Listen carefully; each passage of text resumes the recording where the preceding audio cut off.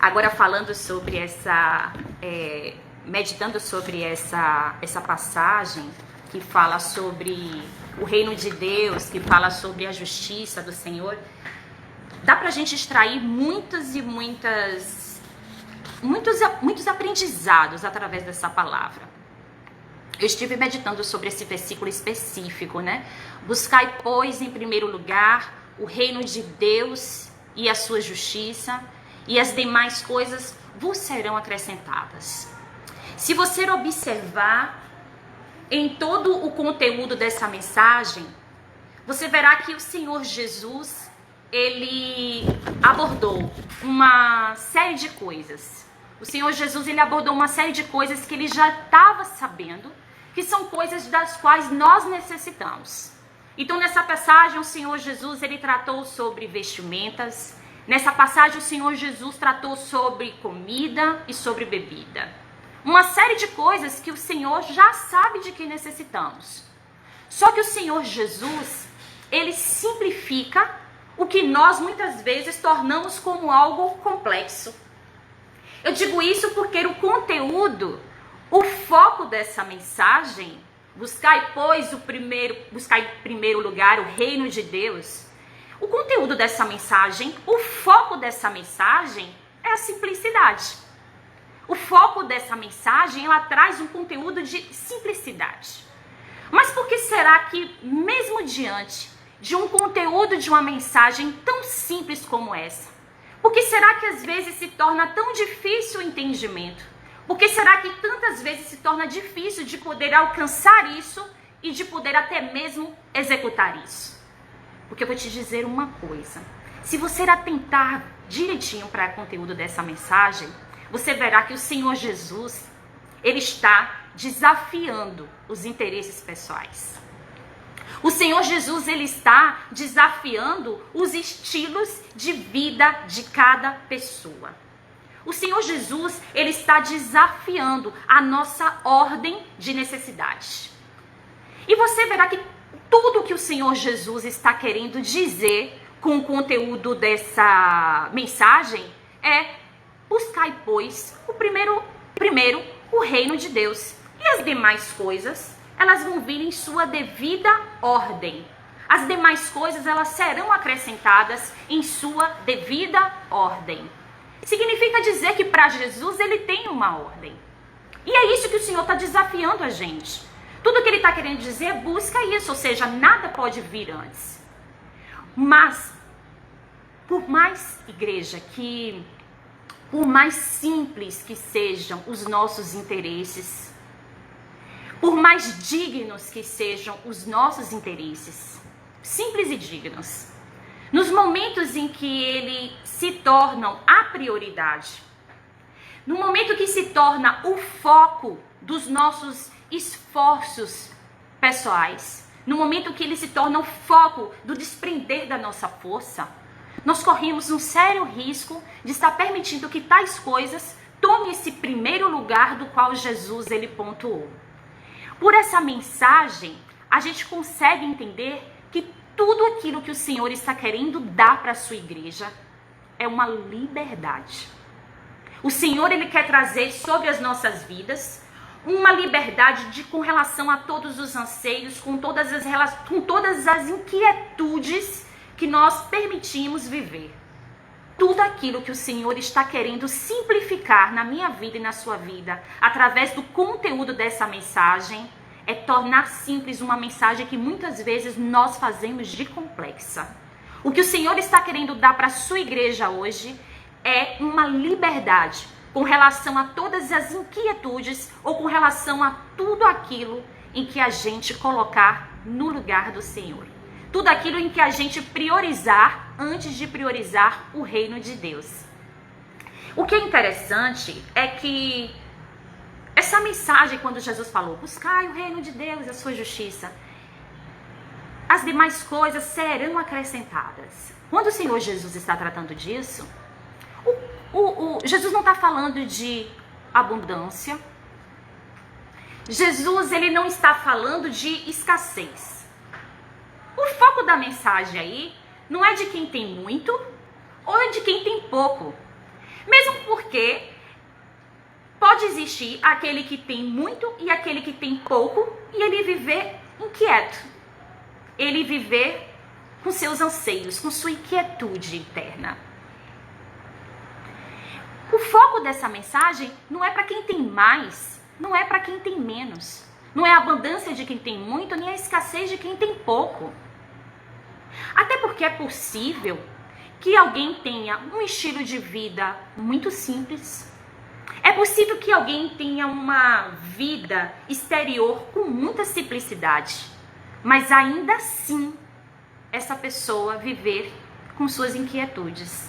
Ainda assim, as pessoas viverem inquieta no meio dos seus anseios. E essa é a maior prova interna de que a prioridade não tem sido o reino. E o que é particular nesta mensagem? É porque mesmo que seja um estilo de vida muito simples, mesmo que sejam interesses muito simples, porque uma pessoa ela pode dizer, não, mas eu tenho um estilo de vida muito simples, eu não estou almejando nada grande, eu só quero manter isso aqui. Mas no momento em que a manutenção, o desejo de manter, se torna o foco da sua prioridade, no momento em que o desejo de manter, ela se torna o foco de todos os seus esforços, estaremos de qualquer modo trazendo isso como prioridade. Eu digo isso também muito para a igreja de Cristo hoje, porque quando o Senhor Jesus ele estava lançando esse ensinamento, quando o Senhor Jesus ele estava tratando desse ensinamento, o Senhor Jesus ele estava falando para os seus, lá no Sermão da Montanha, no Sermão do Monte, para os seus discípulos. O Senhor estava falando para aquela multidão também que vinha dos arredores. E se você observar, eram pessoas, a maioria dos discípulos de Jesus, em sua grande maioria, eles eram pescadores. A multidão que vinha dos arredores também ouvir os ensinamentos de Jesus, em sua grande maioria, eles eram camponeses. Então nós estamos falando de pessoas que têm um estilo de vida simples, que exteriormente eles vivem uma simplicidade. E a mensagem estava sendo dirigida para esses pescadores e esses camponeses que iam ouvir Jesus. Porque todos, em sua grande maioria, o Senhor Jesus ele conhecia a inquietude do coração deles. O Senhor Jesus conhecia exatamente o que era que eles almejavam.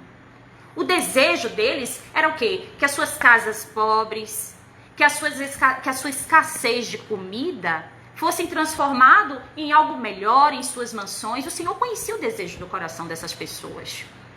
E é por isso que nós entendemos que o Senhor, ele não fala nada à toa, porque ele conhece exatamente o que se passa conosco. A mensagem que estava sendo dita ali, ela também estava sendo direcionada para os escribas e para os fariseus daquela época. Os escribas e os fariseus daquela época também tinham outro tipo de inquietude.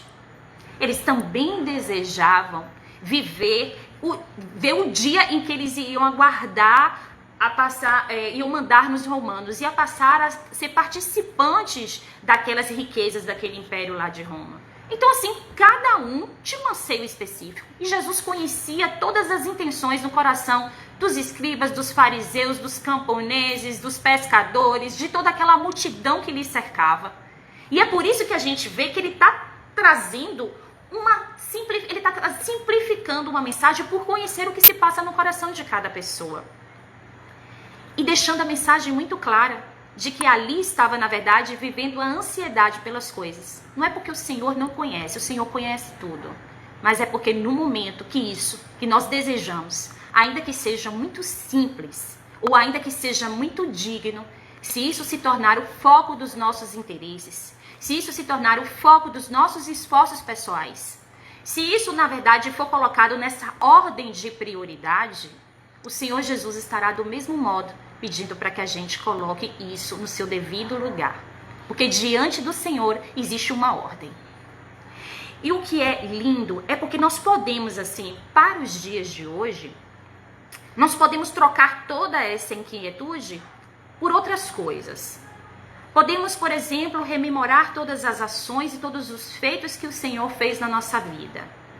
Mesmo dos momentos de recuo, Mesmo nos momentos em que há um isolamento, mesmo nos momentos em que estão mais quietos e tudo, é possível a gente lembrar de todos os testemunhos que o Senhor deixou cravado dentro de nós. Isso seria uma memória para os tempos de hoje. Todos os testemunhos, todas as experiências de sabedoria seriam, na verdade, utilizadas para um tempo como esse, para nos fortalecer diante de tudo aquilo que nos traz esperança. Isso me faz lembrar muito do salmista, o Salmo 42. Em um certo momento que ele teve que ficar recuado, em um certo momento que ele teve que se isolar, em um certo momento que ele teve que fugir de uma situação que ele estava vivendo, o salmista, ele externou o que estava acontecendo com sua alma. Eu sinto abatida a minha alma dentro de mim. Mas então ele prossegue dizendo: lembro-me, portanto, de ti, das terras de Jericó, dos montes de Hermon, do monte de Mizar. O salmista, ele, diante do seu momento insuportável que ele estava vivendo, ele, na verdade, estava recebendo o conforto da memória de algo que o Senhor tinha feito anteriormente. O Senhor havia dado capacidade para esse salmista para que no momento insuportável ele pudesse suportar. Ele estava dando a capacidade de suportar algo que parecia ser insuportável. E isso faz com que essa capacidade que o Senhor Deus nos dá, ela faz com que a gente se lembre de cada vez que o Senhor nos faz ir mais um pouco à frente, e mais um pouco à frente, e mais um pouco à frente. Lembrar de todas as vezes em que o Senhor nos fez caminhar mais um pouco para frente e nos colocar nesse lugar completamente privilegiado. Igreja, assim como esse salmista, cada um de nós hoje tem uma terra do Jordão para lembrar. Cada um de nós tem um monte de Hermon para poder lembrar de uma ação, de um extraordinário, de um milagre que o Senhor fez. Nós temos como lembrar dos montes de Mizar que ainda eram pequenininhos, tudo que o Senhor começou ainda, que parecia muito tímido, muito pequeno, mas na verdade o Senhor foi transformando. Todos nós temos essa capacidade de hoje trazer à memória grandes lembranças do que o Senhor fez nas nossas vidas. Assim como o salmista, nós podemos hoje lembrar de tudo aquilo que o Senhor fez nas nossas vidas. E isso fortalece a gente para esse tempo de hoje, para um tempo de amanhã, para o que está por vir. É tudo que o Senhor fez. Tudo que o Senhor fez comigo e contigo, é isso que nós temos que lembrar para os tempos de hoje. E eu quero agora que você está meditando em uma palavra rica, que é uma palavra que também trata, assim, traz esse segmento a respeito do reino dos céus. Isso foi muito ensinado por Jesus durante o período que o Senhor Jesus esteve na terra. O Senhor viu a importância de poder trazer essa mensagem acerca do reino de Deus.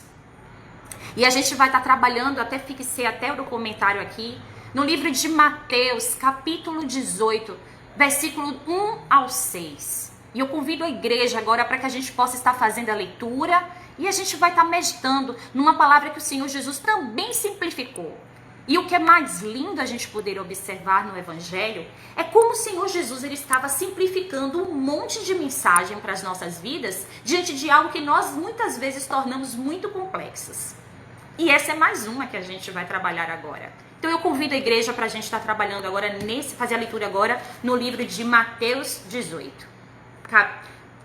Capítulo 18, versículo 1, que diz assim: Naquela hora, aproximaram-se de Jesus os discípulos, perguntando: Quem é, porventura, o maior no reino dos céus? E Jesus, chamando uma criança, colocou-a no meio deles e disse: Em verdade vos digo, que se não vos converterdes e não vos tornardes como crianças, de modo algum entrareis no reino dos céus. Portanto, aquele que se humilhar como esta criança, esse é o maior no reino dos céus. E quem receber uma criança tal como esta, e meu nome a mim me recebe. Qualquer, porém, que fizer tropeçar a um destes pequeninos que creem em mim, melhor lhe fora que se lhe pendurasse ao pescoço uma grande pedra de moinho e fosse afogado na profundeza do mar. Essa foi uma mensagem, essa foi uma pergunta muito curiosa que os discípulos fizeram para Jesus. Mas em seguida nós observamos que o Senhor Jesus ele traz uma resposta muito reveladora. Os discípulos então perguntam para Jesus: quem é que é maior no reino dos céus? E o Senhor Jesus resolve responder tomando uma criança. O Senhor Jesus toma uma criança, chama a criança e diz o quê? Se não fizerdes como esta criança, de modo algum entrará no reino dos céus. É fato, igreja, que quando os discípulos fizeram essa pergunta para Jesus, os discípulos acabaram por demonstrar que eles não tinham assim a exata noção do que significava o reino dos céus. Eles não tinham uma ideia consolidada do que significava o reino dos céus. E a resposta de Jesus, a resposta que o Senhor Jesus dá para essa pergunta, ela vem num tom de advertência. Ela vem num tom de alerta. Porque se de fato tivesse tudo bem, se de fato ele já tivesse entendido o que significava isso, certamente a resposta de Jesus seria: é como vocês fazem, estão certos, propaguem isso, aonde vocês forem, vocês preguem isso, porque é deste modo que vocês estão fazendo que é o suficiente para que entrem no reino dos céus. Mas a resposta de Jesus, pelo contrário, a resposta de Jesus não foi essa. A resposta de Jesus, que ela veio como um tom de advertência, ela foi no sentido de que, olha, o caminho, é como se Jesus estivesse dizendo, o caminho que vocês estão tomando, a direção que vocês estão indo, ela é uma direção errada, a menos que vocês façam como essa criança, a menos que vocês se tornem como essa criança. Eu paro aqui para chamar a atenção de uma coisa. Quantas vezes nós direcionamos muitas perguntas para Deus, convictos do assunto que nós estamos levando para o Senhor? Quantas vezes a gente faz inúmeras perguntas, achando que nós estamos sabendo o que é que nós estamos, inclusive, levando para Ele? Mas com a mesma convicção que a gente pergunta, a gente também tem que saber lidar com a resposta de Jesus. Porque o Senhor Jesus respondeu. Os discípulos acharam que estava na hora de perguntar quem era o maior no reino. E a resposta de Jesus não teve nada a ver com quem era maior, não teve nada a ver com quem era menor. A resposta de Jesus era que eles fizessem algo a menos para poderem entrar no reino. Então nós temos que estar preparados para essas perguntas que muitas vezes a gente faz, convictos de que estamos sabendo dos assuntos e sabendo que o Senhor Jesus pode nos responder. E responder demonstrando que a gente não está sabendo exatamente daquilo que nós estamos levando. Que nós não estamos tendo essa noção exata da pergunta ou do assunto que está sendo tratado. E dava para entender que eles não tinham essa noção exata do que estavam perguntando ou do que significava o reino. Porque ficou muito claro ali que eles estavam buscando um prestígio. Ficou claro que estava vindo ali uma exaltação de si mesmo. E isso, de fato, vai numa direção completamente contrária àquilo que Jesus está querendo para a nossa vida. Tudo isso vai numa direção contrária. Jesus, ele toma a criança para responder e diz assim, olha, seja então como essa criança aqui. O Senhor Jesus, ele toma uma criança para que possa mostrar as características de uma criança, ou seja, como é que você tem que ser. E Jesus traz essa mensagem simplificando. Ele apresenta uma criança. Em que pese essa passagem, ela está tratando muito a respeito da humildade de uma criança, o fato é que Jesus, ele tomou como referência a figura de uma criança para que pudesse ensinar hoje para mim e para você como é que nós devemos ser. Então, assim, mesmo sabendo que o alcance dessa palavra, Jesus está tratando sobre a humildade de uma criança, mas se a gente tomar toda uma situação que gira em torno de uma criança, a gente vai lembrar de todas as características de que hoje nós devemos ter. Uma coisa que nós podemos citar primeiro. A criança perdoa. A criança perdoa e ela esquece rápido. Ela pode até derramar uma lágrima. Ela pode até chorar, ela pode até se entristecer com algo que aconteceu. Mas imediatamente a criança, ela se refaz.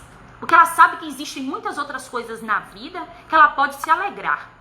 Então aquele momento de dor, aquele momento não consegue abater a criança, porque imediatamente ela se renova para algo que muito próximo pode lhe trazer alegria. A outra coisa que a criança ensina para que a gente faça é que a criança, ela tem uma inocência. E ela tem uma inocência, igreja, no aprendizado. Ela ouve, mas ela não estabelece os filtros. Ela ouve e ela não ouve segundo a sua própria conveniência. A criança, ela está apta ali a ouvir para aprender. E quando ela aprende, ela quer tão logo executar o que ela aprendeu. Ela quer tão logo fazer aquilo que ela aprendeu. Hoje nós estamos em um lugar onde nós aprendemos. Então que nós possamos ser como essa criança inocente, que ela aprende tão logo que está sendo dado, ofertado. O Senhor Jesus nos coloca num lugar onde o Senhor direciona o ensinamento. Então nós podemos ser essa criança que não estabelece filtros, que não estabelece a comodidade, que não traz a palavra para a sua própria conveniência, que esteja aberto para aprender, que esteja aberto para mudar, que não crie críticas, isso nunca foi feito. Não. Ela aprende porque ela é inocente nisso.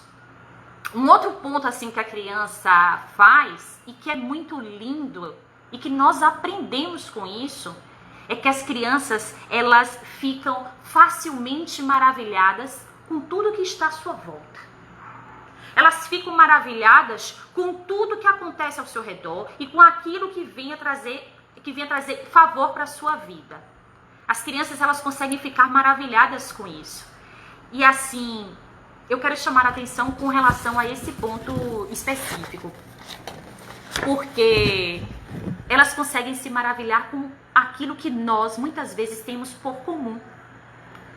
Nós adultos olhamos algo muitas vezes e temos por comum. As crianças não. Elas têm vitórias, se alegram e elas têm algo não como indiferente para ela. É como se fosse vitórias. E as crianças, elas não olham esses acontecimentos como se fossem algo comum. Elas têm aquilo ali como se fosse assim, algo extraordinário. Cada acontecimento de uma criança, ela celebra. Cada acontecimento de uma criança é como se ela cantasse hinos de vitória ali todos os dias por algo extraordinário que aconteceu. E quando a gente fala em algo extraordinário, imediatamente a gente remete ao quê? Um milagre. Então a criança, ela fica maravilhada com tudo de extraordinário que acontece na vida dela. Mas aí a gente fala, com relação às nossas vidas, como é que a gente reage diante de um extraordinário? Ou por que será que a gente busca o extraordinário como se a gente estivesse buscando pela primeira vez? Por que será que quando a gente fala em extraordinário, ou quando a gente fala no milagre, a gente fala como se estivesse buscando ele pela primeira vez? A gente não deve se esquecer de uma coisa, igreja. O primeiro milagre, o primeiro evento extraordinário na minha vida e na sua vida, ele já aconteceu. Esse milagre, esse extraordinário é você. Esse milagre, esse extraordinário sou eu. Alguém desejou esse milagre, alguém desejou esse extraordinário muito mais do que muito mais do que nós mesmos. Alguém escolheu a gente primeiro. Alguém não mediu o tamanho dos nossos erros para nos amar. Mesmo sabendo da multidão dos pecados que a gente cometia, alguém desejou esse milagre, sendo eu e você. Esse extraordinário aconteceu na minha vida e na sua vida. Para esse alguém lindo e perfeito que é Jesus, não precisou que a gente fizesse nada para que ele pudesse nos amar. Ele nos amou de qualquer jeito, nos amou do jeito que nós estávamos. Esse alguém tão especial quis fazer um milagre tão perfeito na nossa vida, que colocou vigias, que colocou sentinelas de dia e de noite por nós, para que pudesse vigiar, para que pudesse transformar nossas vidas em milagres. Foram agentes de milagres que o Senhor colocou para que eu pudesse alcançar na nossa vida. E tudo que esses agentes de milagre querem é que a gente também se transforme em agentes de milagres. Esse ser maravilhoso, único, quando nos escolheu e quando celebrou esse extraordinário na minha vida e na sua vida, ele nos recebeu da forma como a gente estava. Ele nos recebeu descalços, ele nos recebeu nus, ele nos recebeu sem nenhuma representatividade de filhos. E ele nos recebeu dessa forma. Quando tudo que a gente recebia lá fora era maus tratos, quando tudo que a gente recebia lá fora era rejeição, era chacota, eram críticas.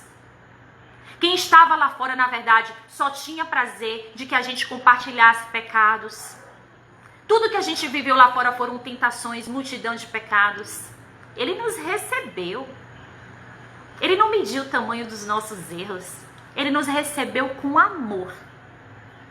Mas ainda assim, é um amor que a gente não vai nunca conseguir explicar.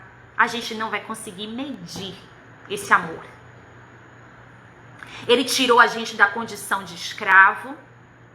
Ele nos deu sandálias novas. Ele nos deu vestes novas. As nossas vestes eram desgastadas. Estávamos em situação de vergonha.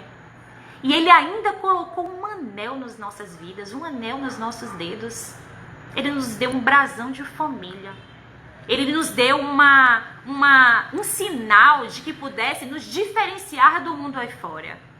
Ele colocou um referencial nas nossas vidas. Quando nós ganhamos esse anel, nós ganhamos agora uma paternidade.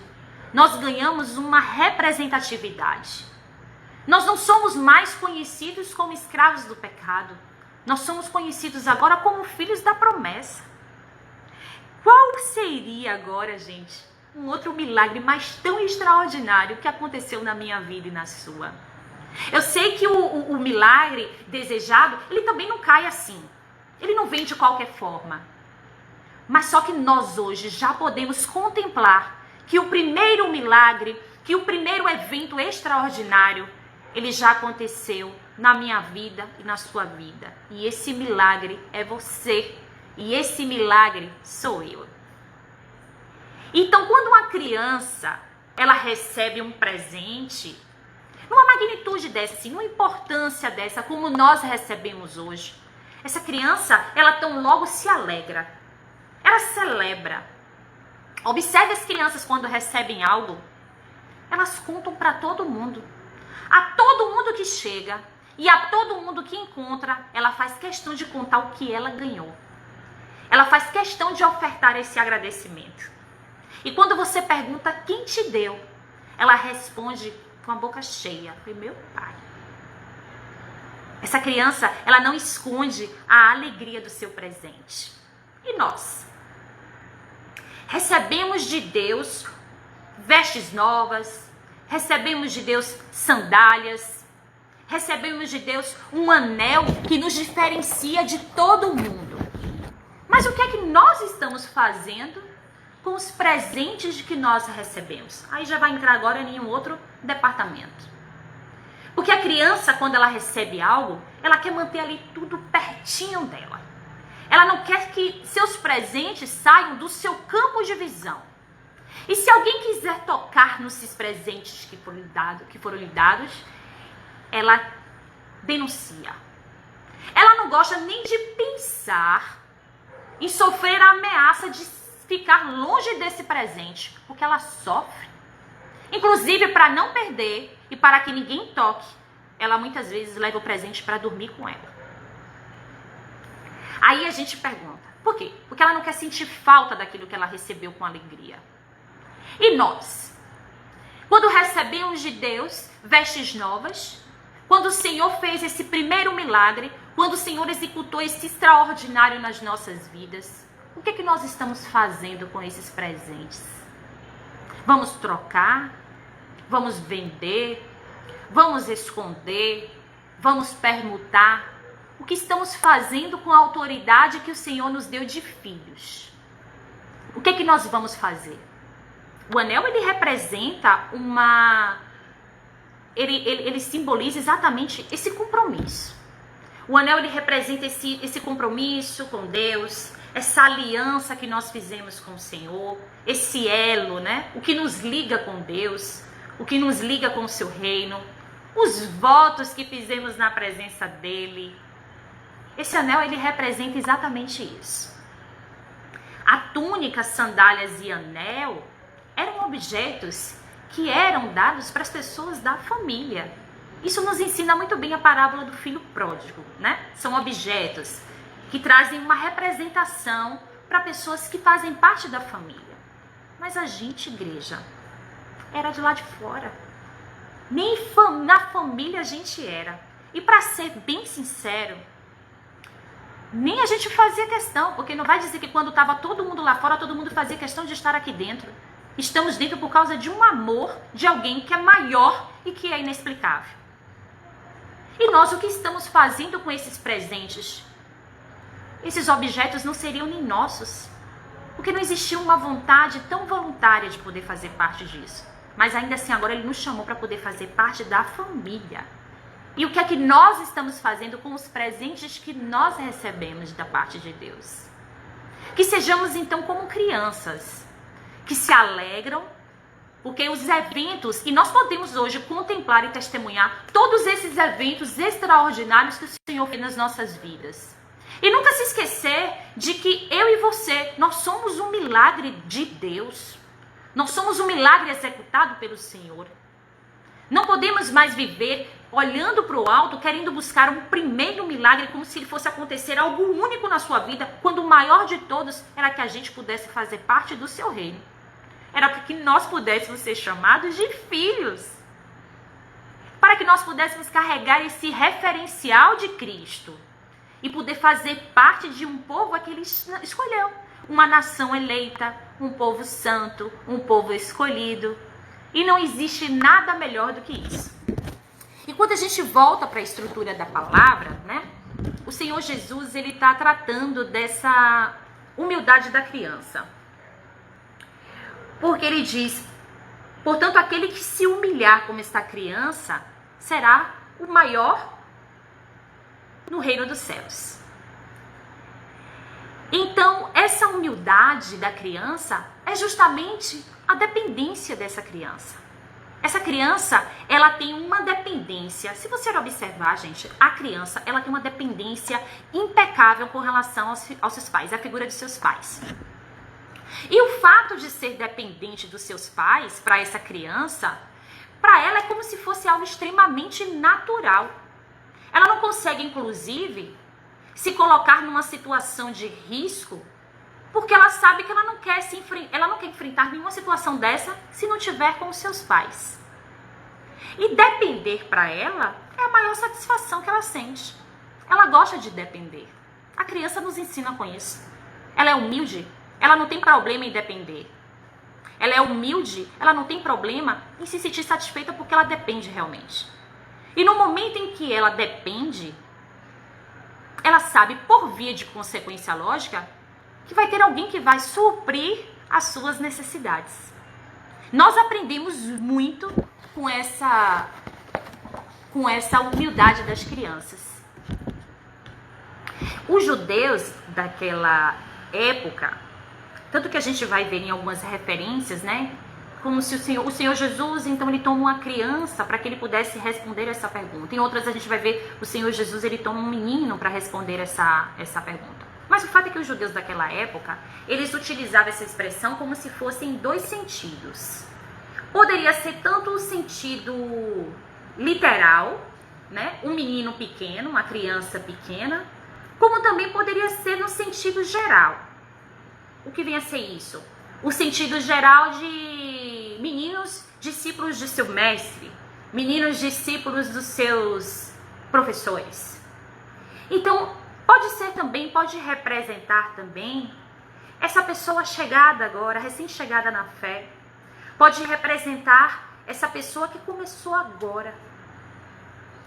Essa pessoa que começou e tem todas e reúne todas essas características. Ela reúne todas essas características de humildade em uma pessoa só. Então ela pode ter esses dois sentidos realmente. E o cuidado da sua igreja mora aqui, porque existe sobre nós uma certa responsabilidade com relação a esses recém-chegados. Existe sobre nós uma certa responsabilidade com relação aos principiantes, para que não possa acontecer qualquer coisa e venha se desviar com facilidade. Aí Jesus diz o seguinte: qualquer que receber a uma dessas crianças, estará recebendo também a mim. E por que Jesus fala isso? Porque há um grau de relevância para isso.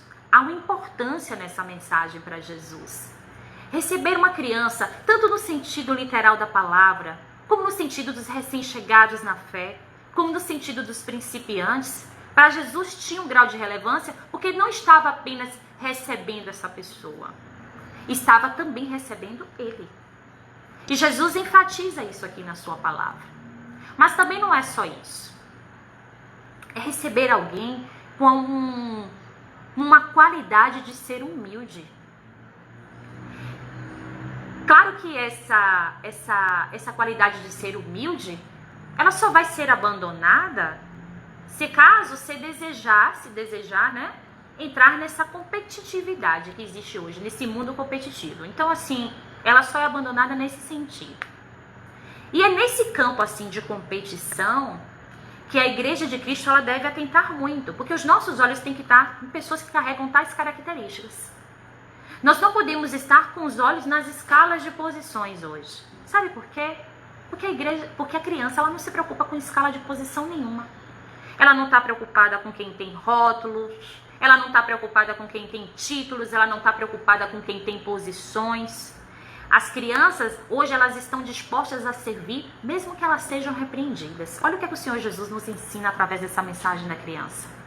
Elas servem, mesmo quando elas são repreendidas. As crianças, elas permanecem ali aprendendo, elas abrem o seu campo de visão para o aprendizado, sem estabelecer conveniências de interpretação. Ela não filtra para poder escolher o que é melhor para ela, o que é que encaixa no critério dela de conveniência. Pelo contrário, ela tem uma mente completamente aberta para ela aprender todos os dias coisas novas. E para colocar todos os dias essas coisas novas em ação. Então ela não estabelece rótulos, ela não estabelece posições, ela não estabelece títulos, ela continua aprendendo mesmo quando ela é repreendida. A criança, ela aprende de forma fácil, ela se quebranta fácil. Nós aprendemos que com as crianças, que elas não guardam rancor. Nós aprendemos com as crianças que elas não ficam emburradas no meio da repreensão. A gente aprende com as crianças isso, que elas não ficam emburradas no meio de uma exortação, não passam muito tempo emburradas, porque a vida segue para elas, o curso, e elas desejam a alegria da vida. Elas desejam a alegria das coisas novas. Elas desejam viver e ficar maravilhadas com os extraordinários que vão acontecendo ali para a vida delas todos os dias. Então que os nossos olhos hoje, e na responsabilidade que existe hoje da igreja, que nossos olhos não possam estar somente, que os nossos olhos não possam estar na escala de posição. Porque não é com as posições que as crianças hoje estão preocupadas, e isso nos ensina. Os nossos olhos hoje, eles têm que estar atentos com as pessoas que carregam as mesmas características de uma criança. E quando o conteúdo dessa mensagem vem, quando o Senhor Jesus ele toma essa criança para que possa ensinar, ele está falando para mim e para você hoje. É para quem está lá fora, é para que nós possamos ser transformados como essas crianças.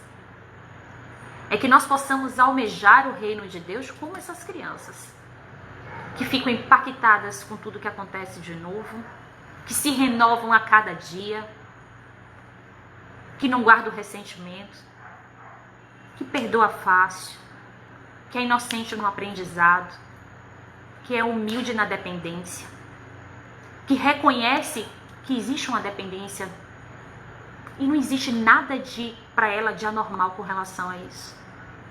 Não existe nada que a deixe triste por ser dependente. Pelo contrário, ela descansa no braço do Pai. Pelo contrário, ela sabe que no momento em que ela se torna completamente dependente, ela sabe que essa sua necessidade, ela vai ser suprida em algum momento pelo seu Pai. E a criança, ela nos ensina, gente, a humildade dessa dependência. Não existe nada de errado em ser dependente do Senhor. O que existe, na verdade, de errado é quando a gente começa a ter nessa ação do Espírito, né? Muito dependentes no Senhor. A igreja, ela começa às vezes firme.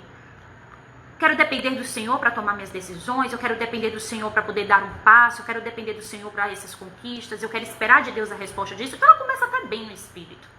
Ela começa até bem desejando fazer a vontade do Espírito. Mas daqui a pouco, com o passar do tempo, vai tomando essa glória e vai começando a querer fazer coisas com seu próprio braço.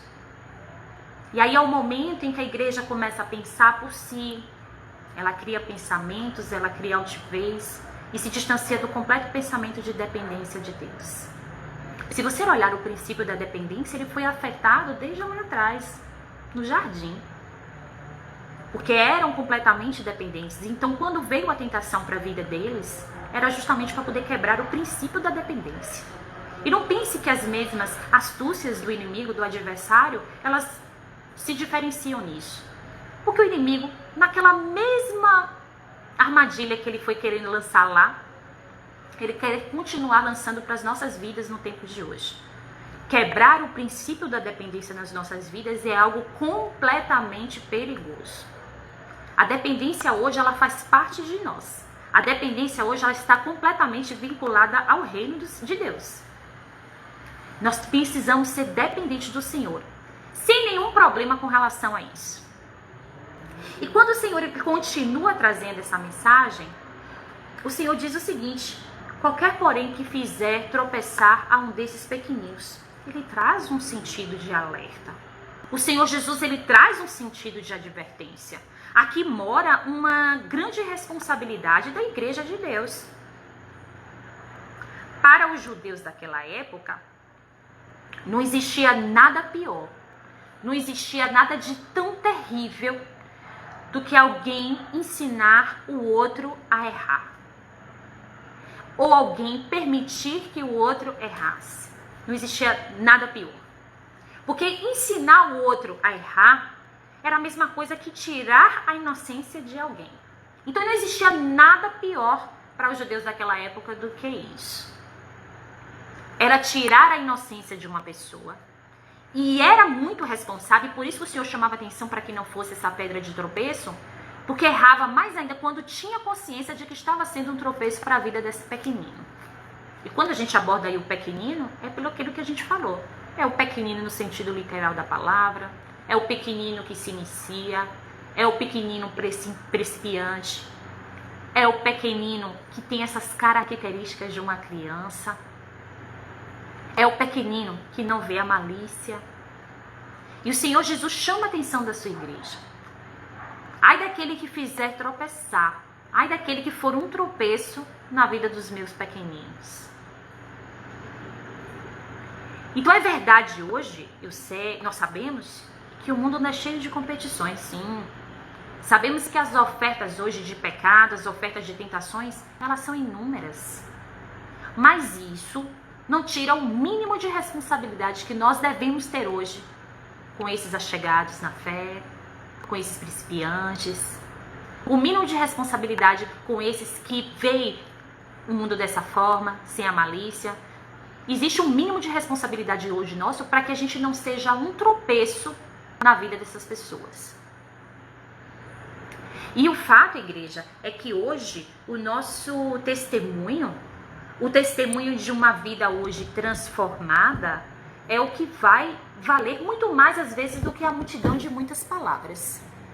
Então, que nós possamos hoje como igreja entender o conteúdo dessa mensagem que chega até as nossas vidas. A gente falou a respeito de reino de Deus e sua justiça e de tudo aquilo que o Senhor entende como a ordem de prioridade. Nós falamos a respeito do reino de Deus, que nós devemos agir e tomar as características de uma criança. Em todas essas duas mensagens, o Senhor Jesus ele estava simplificando. Em todas essas duas mensagens, o Senhor Jesus estava tirando toda a complexidade diante daquilo que a gente vê na sua palavra. Não existe complexidade, existe o reino. E o reino, quando se trata dele, existe uma coisa chamada prioridade. Que nós possamos atentar que o Senhor Jesus ele estabelece ordem de prioridade para as nossas vidas. Não significa com isso que ele esteja desmerecendo as demais ordens de prioridade, as demais ordens, as necessidades. Não significa nada disso. Significa apenas reconhecer que Jesus ele está estabelecendo uma ordem de prioridade. E eu quero realçar isso. Eu quero repetir isso. Porque a mensagem que o Senhor Jesus ele estava ensinando naquele Sermão da Montanha era uma mensagem, gente, para trazer liberdade para as nossas vidas. Era uma mensagem de liberdade. O Senhor quer nos tirar de toda inquietude, de todos os anseios. Ele quer colocar sobre as nossas vidas liberdade. Ele quer que sejamos livres para poder entender exatamente aquilo que Ele já sabe que é necessário, mas que Ele vai suprir, porque a prioridade, na verdade, é o Senhor.